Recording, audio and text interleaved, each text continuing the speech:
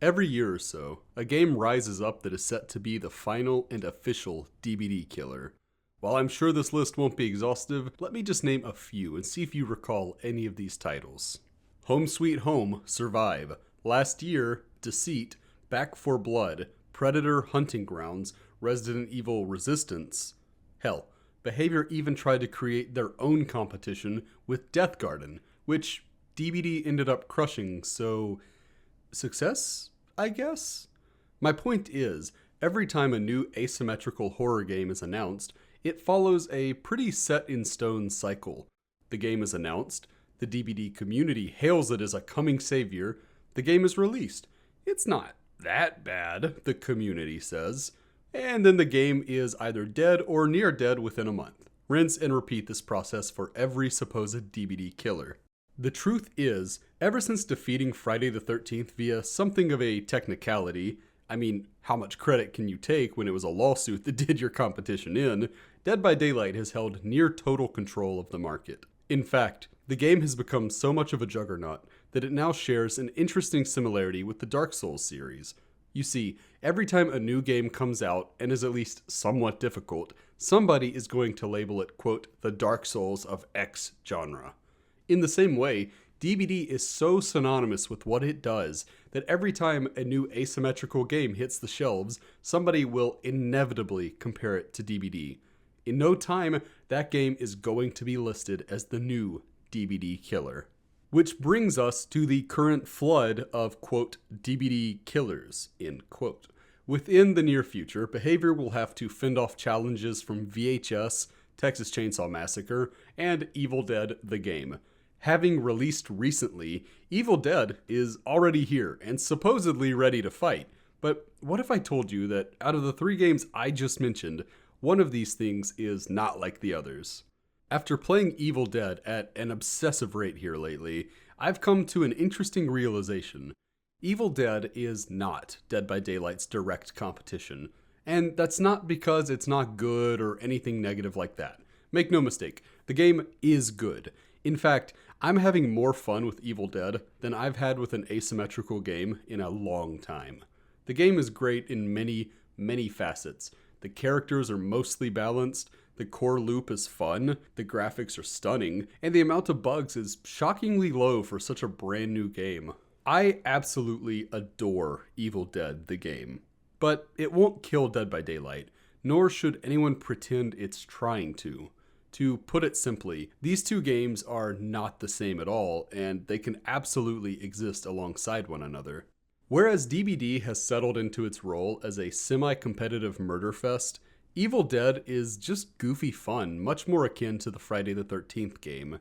These games are not as similar as we might have expected them to be, and this can be seen in the different design philosophies each game entails.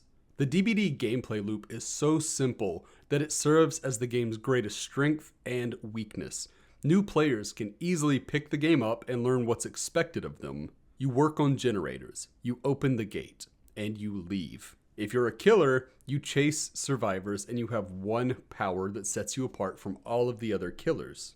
In every way, DBD's loop is beautifully simplistic. And that's not an insult, not at all. To illustrate my point, I recently watched a fantastic video by DJ Peach Cobbler in which he explained that it wasn't the bugs that killed Cyberpunk 2077, but feature creep. By trying to be a game that featured absolutely everything, Cyberpunk ended up offering a fairly hollow experience, especially at launch. I know some people swear by the game now that it's had like a year of being patched and fixed up, but there's no denying the launch for Cyberpunk was extremely rough. DBD was smart enough not to make this mistake, as it chose to do one thing well and really nailed it. Evil Dead, meanwhile, is far less simple. Sure, there are much more complex games out there, but compared to DBD's core gameplay loop, Evil Dead brings a lot more to the table from a variety standpoint. Whereas Dead by Daylight simply asks players to either work on gens or chase survivors, with some looping thrown in, of course, Evil Dead is less straightforward.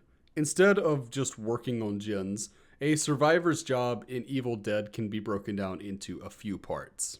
This is going to sound intimidating if you haven't played the game, but I promise it's not all that difficult in practice. So, survivors load into the game, and the first objective is to find 3 pieces of a map. Thankfully, the game highlights the general areas of each piece, so this does tend to be the easiest part of the game, because usually the demon doesn't know where you are yet. After completing the map, 2 new areas will be highlighted, these featuring the locations of the Kandarian Dagger and the lost pages of the Necronomicon. Both objects function the same in that you simply have to defend them and stay alive until the timer runs out and you are attributed as having collected them. After grabbing the pages and the dagger, your group must go and defeat the Elder Ones.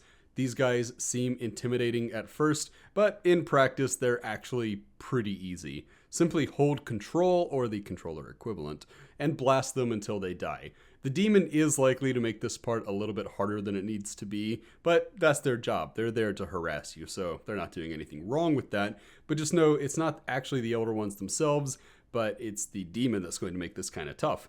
After killing the Elder Ones, which I'm just now remembering, they might actually be called the Dark Ones, so somebody in the comments might let me hear about that. But I've been playing the game a lot, and I feel like somebody's gonna be like, he got the name wrong. Clearly he hasn't actually been playing. I have. I'm just really, really bad at remembering things. But anyway, after killing the Elder and or Dark Ones, activate the Necronomicon and defend it for a short amount of time. If you keep it intact long enough, congrats! The demon is expelled and your team wins. Oh, and if you want a breakdown of what's asked of you as the demon, just take the things a survivor is doing and realize it is your job to kill them before they can do those things. So, yeah, Evil Dead's loop is a little more complicated than Dead by Daylight's, and that's before you factor in the crazy amounts of scavenging and leveling that go into each game.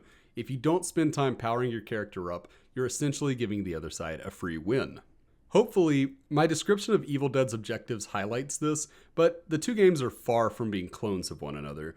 Whereas games like Last Year, Home Sweet Home, and Predator Hunting Grounds more or less functioned as reskins of DBD, Evil Dead is definitely its own thing. Sure, both games are asymmetrical horror games where an evil entity tries to destroy a group of 4 survivors, but that's about where the similarities end. One game is an homage to a single classic property, while the other is essentially the smash of horror franchises. One features single player and bot matches, while the other is strictly online multiplayer. One game prioritizes map knowledge and efficient looping, while the other is all about powering up and using abilities at the right time. These games are not the same. And even better, they can coexist. I've made roughly 1 billion wrestling references over the course of my time on YouTube, and at this point, I'm too old to change, so here's another. Think of Dead by Daylight as the WWE. Old, trusted, and well established. If ever there's been a big name, they've passed through WWE's doors at some point. But, of course, being around for so long comes with its downsides. After defeating their arch rivals over at WCW, who played the role of Friday the 13th in this analogy, I suppose, WWE settled into complacency. Competition breeds innovation, while monopoly breeds stagnation. After years of being undisputed at the top, WWE was presented with a new challenger, All Elite Wrestling, or AEW for short. And AEW was not there to coexist. They wanted to take WWE's audience and make an example out of them. And you see, every asymmetrical horror game that comes out is treated like it's the AEW to Dead by Daylight's WWE. But this isn't true. While I'd argue that games such as VHS certainly fit this bill, Evil Dead really doesn't. Instead, I'd argue Evil Dead slots into the role of Impact Wrestling, which is a generally popular and successful wrestling promotion that has no intention of challenging WWE. After years of being hyped up as potential competition, Impact and WWE have settled into a situation where they not only live alongside one another, but they actually seem to get along. This relationship is so positive, in fact, that at one point, Knockouts champion Mickie James was invited to appear in WWE's Royal Rumble, which was quite the olive branch because that is not something they would do for AEW. Dead by Daylight and Evil Dead, I believe, can have this kind of relationship too. Neither game is going to play like the other without a drastic and fundamental shift in their core gameplay designs, which means they will both continue to bring something unique to the table. And so long as they differ from one another so dramatically, there's no reason that these two can't get along. What I would like to see from these two more than anything else would be an alliance of sorts, where the games come together to enhance one another's products. Imagine an Evil Dead DLC where a new demon class is added that's based on DBD properties. Can you imagine how cool it would be to have enemies where the boss demon is the Trapper or the Oni or the Clown or somebody like that?